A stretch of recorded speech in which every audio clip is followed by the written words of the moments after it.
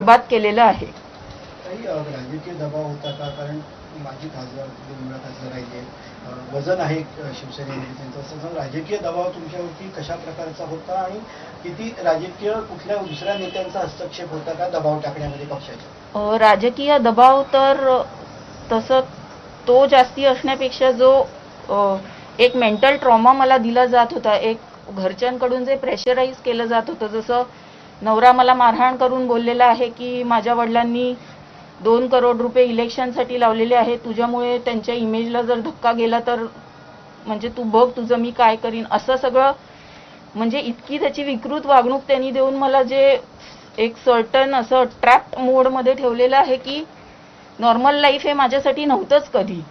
So त्याच्यावरनं तुम्ही कल्पना करू शकता की काय ट्रॉमा त्यांनी मला या 7 वर्षात दिलेला आहे। विनायक राऊतांची भूमिका कशी असेल, त्यांचं वागणं कसं होतं आणि किती या गुन्ह्यात गंभीर सहभाग त्यांचा आहे? स्पष्टच सांगायचं तर विनायक राऊत हे त्यांच्या दुसऱ्या पत्नीबरोबर आणि मुलीबरोबर दुसऱ्या घरात राहतात। आम्ही ह्या घरी राहतो जे झोपडपट्टीत आहे आणि आम्हाला लग्नाच्या बोलणींपासून आम्हाला कधीही सांगण्यात आलं नव्हतं की दुसरं घर हे झोपडपट्टीत आहे।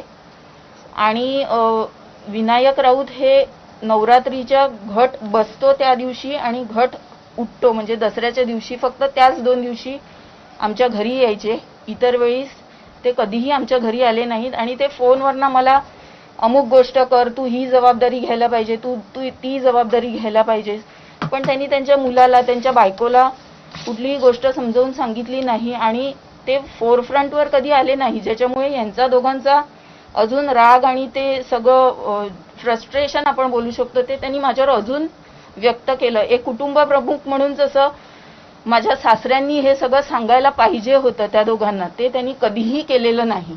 अघोरी कृत्यात किती सहभाग होता विनायक राऊत हे स्वतः जेव्हा तुम्हाला